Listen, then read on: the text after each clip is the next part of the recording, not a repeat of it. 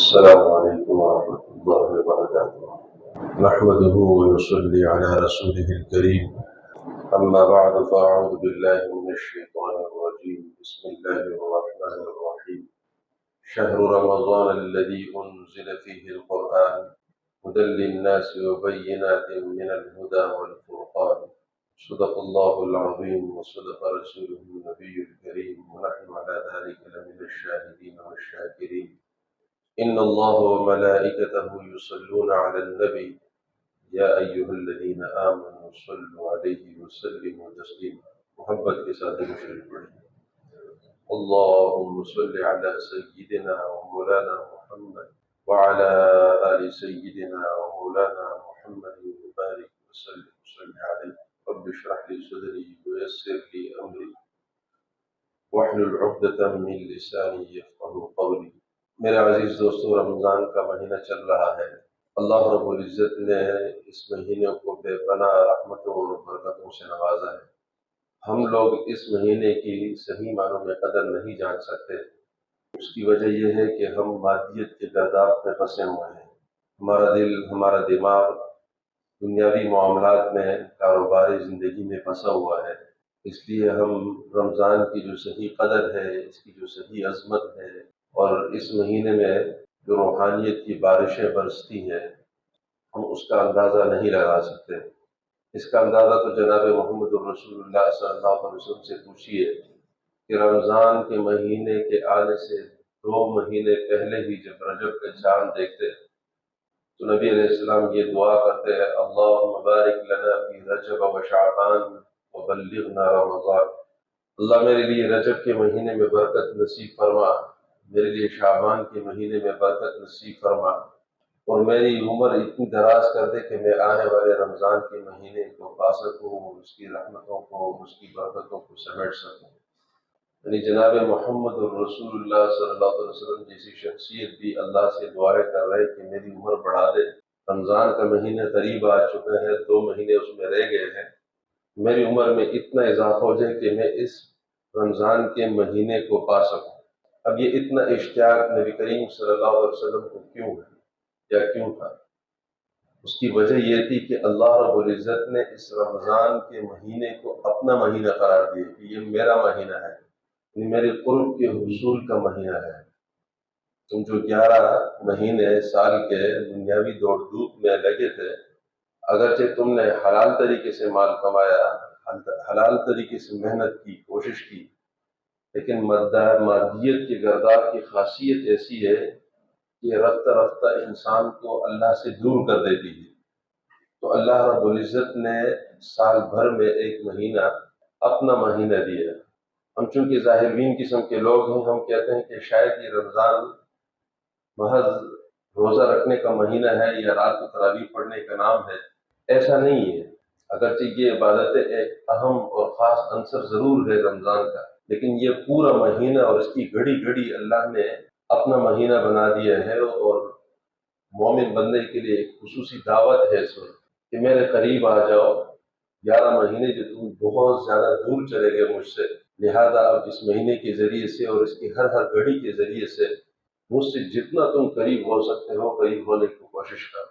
لہذا نبی کریم صلی اللہ علیہ وسلم کی یہ دعا اللہم بارک لنا فی رجب و شعبان وبلغنا رمضان، اس دعا کی بنیاد پر علماء کرام نے یہ لکھا ہے کہ کوئی بھی مومن بندہ اس نیت سے اور اس نظریے سے اگر اللہ سے دعا کرتا ہے کہ اے اللہ میری عمر میں اضافہ کر دے تاکہ میں زیادہ سے زیادہ آپ کی عبادت کر سکوں، زیادہ سے زیادہ آپ کی رضا والے کام کر سکوں، اور کل کو جب آپ کے سامنے، آپ کے حضور آپ کا سامنا ہو تو آپ کی رضا کا سامنا ہو، آپ مجھ سے راضی ہوں، میں آپ سے راضی ہوں.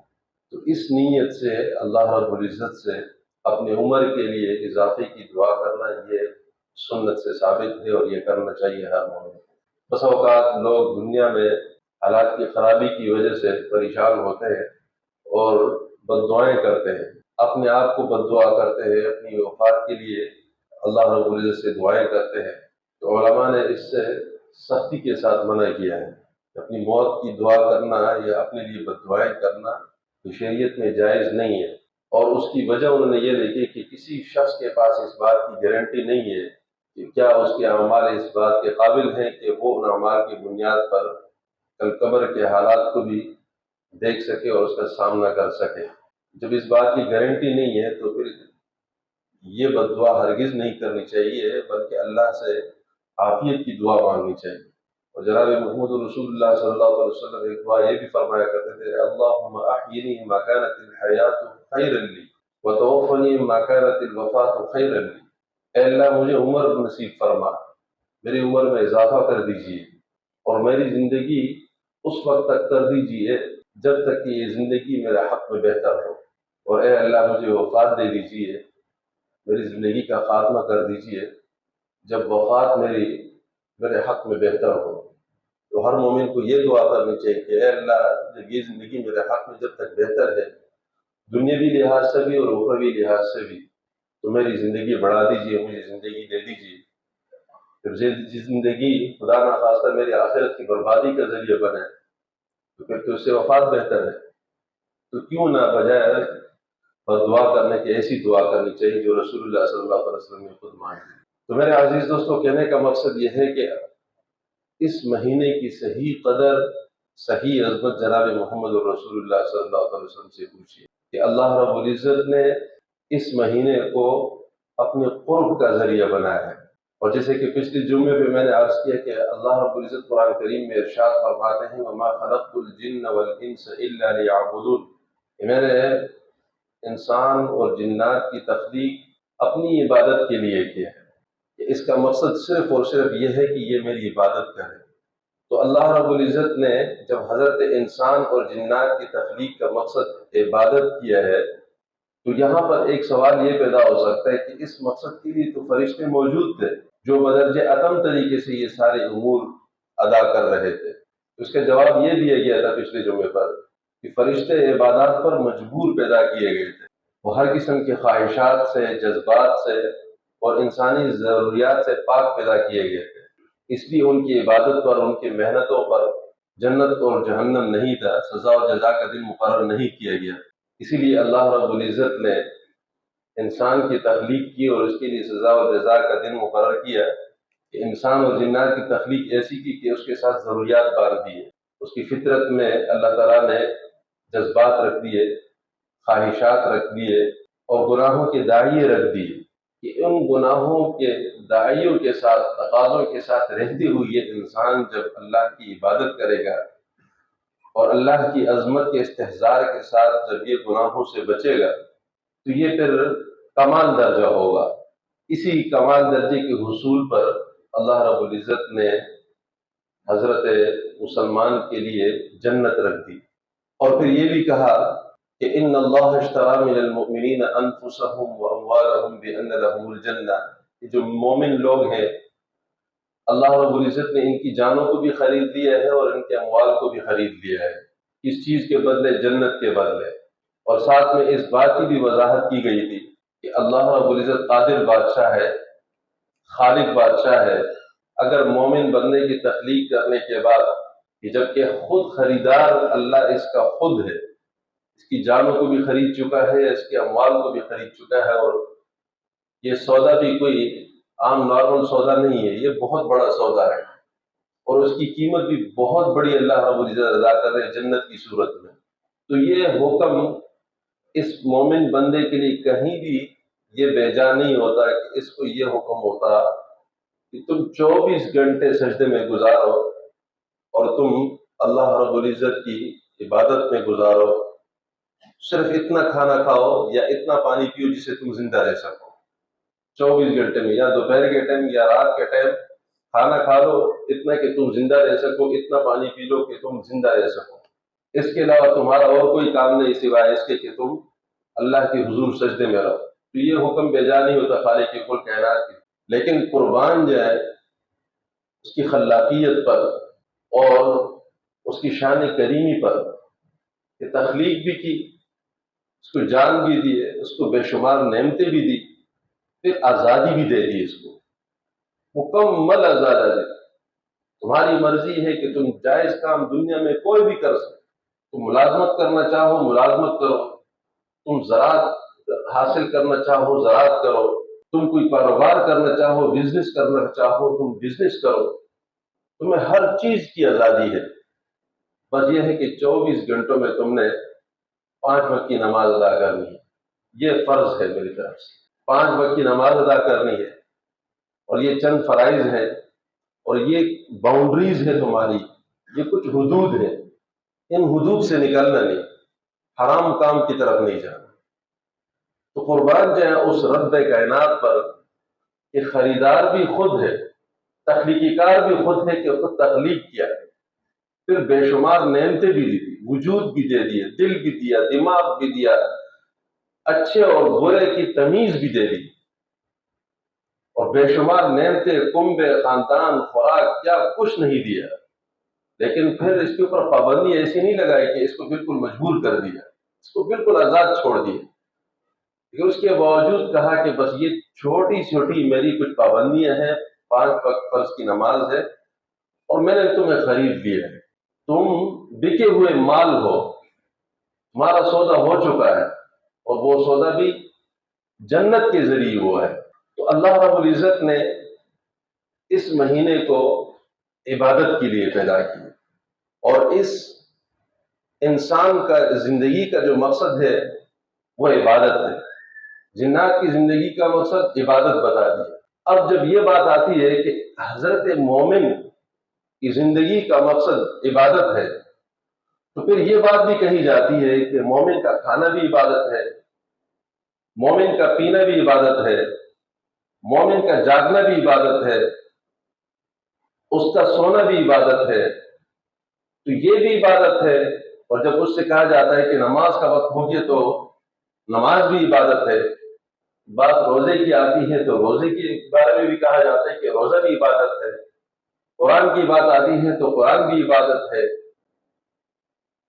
تو ان دونوں قسم کی عبادتوں میں پھر فرق کیا ہوا، اور یہ فرق کا جاننا ہر مومن مسلمان کے لیے بہت ضروری ہے۔ اس فرق کے نہ سمجھنے کی وجہ سے بہت سارے ہمارے دوست گمراہی ہیں کہ کھانا پینے بھی عبادت ہے، اور قرآن کریم، نماز، روزہ، زکوٰۃ اور صدقات بھی عبادت ہے۔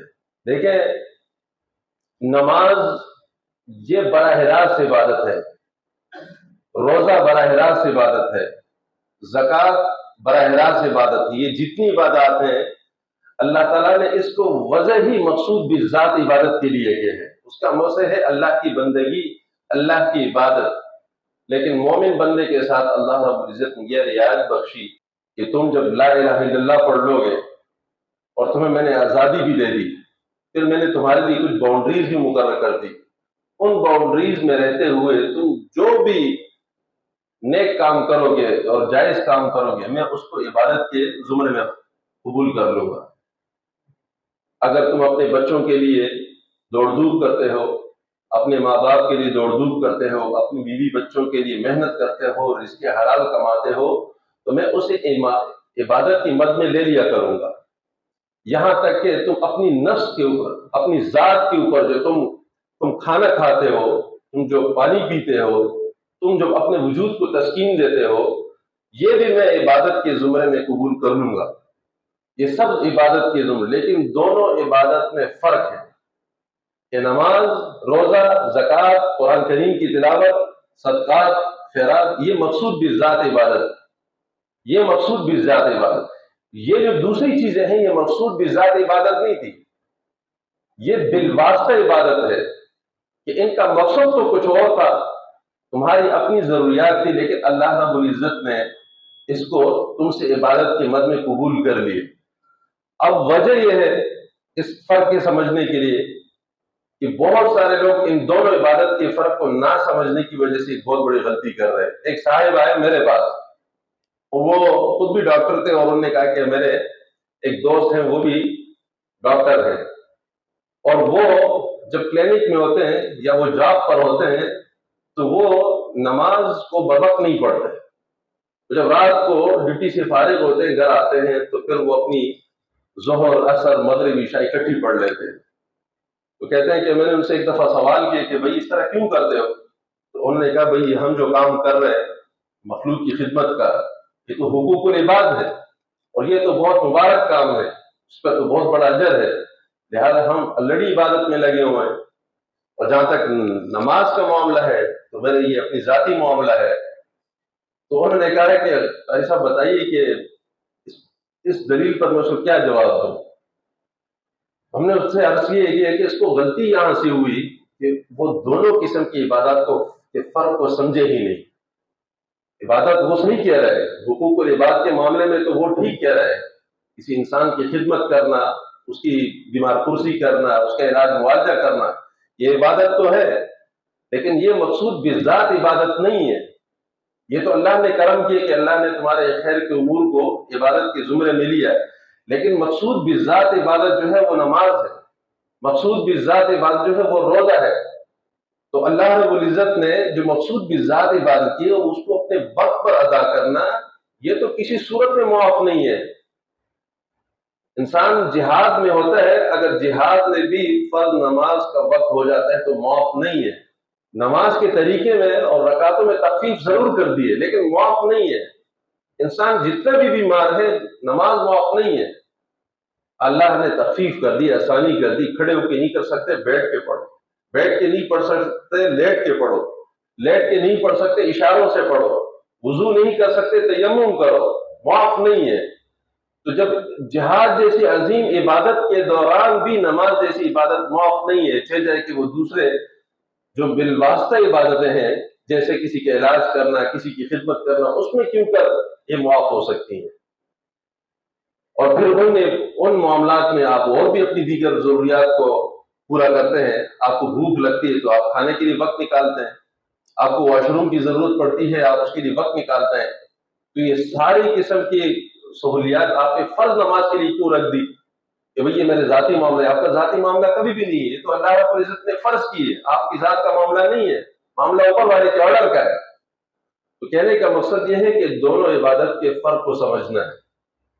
اور اللہ رب العزت نے پھر نبی کریم صلی اللہ علیہ وسلم سے فرمایا کہ فَإِذَا فَرَغْتَ فَانْصَبْ وَإِلَىٰ رَبِّكَ فَارْغَب. کہ اے نبی آپ اپنی جب دیگر دنیاوی معاملات اور کاموں سے فارغ ہو جائیں تو پھر اللہ رب العزت کی عبادت میں تھکیے.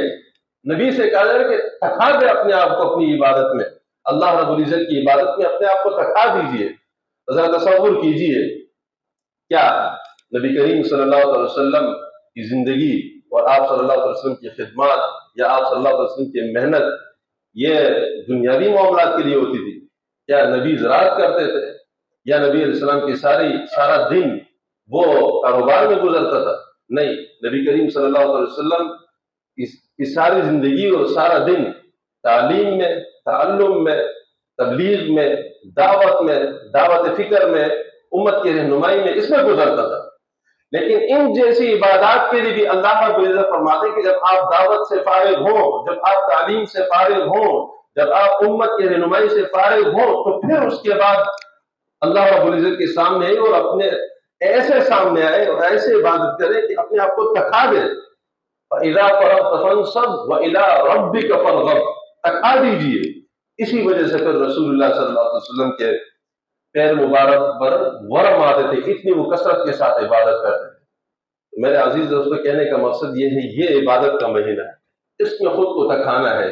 اللہ رب العزت نے اگر تراویح جیسی نماز کی عبادت دی ہے تو یہ تراویح کی عبادت کو معمولی مت سمجھیں. اللہ رب العزت 40 سجدے دے رہے ہیں، 40 سجدے روزانہ.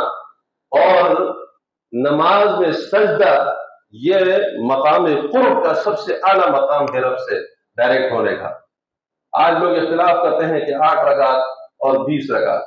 او بھائی ایسا ہے جو 8 کہہ رہے ہیں تو تم ایسے کہہ رہے ہو جیسے تم کہہ رہے ہو کہ یار ہمیں 40 مقام قرب نہیں چاہیے، ہمیں 16 چاہیے. تو بھائی اللہ رب العزت نے 40 مقام قرب دی، اس کی قدر کرے. 16 کہہ کے ناقدری کر رہے ہو. تو اللہ رب العزت سے دعا کرے کہ اللہ ہمیں ہمت دے، اللہ ہمیں توفیق دے ان 40 مقامات قرب سے استفادے.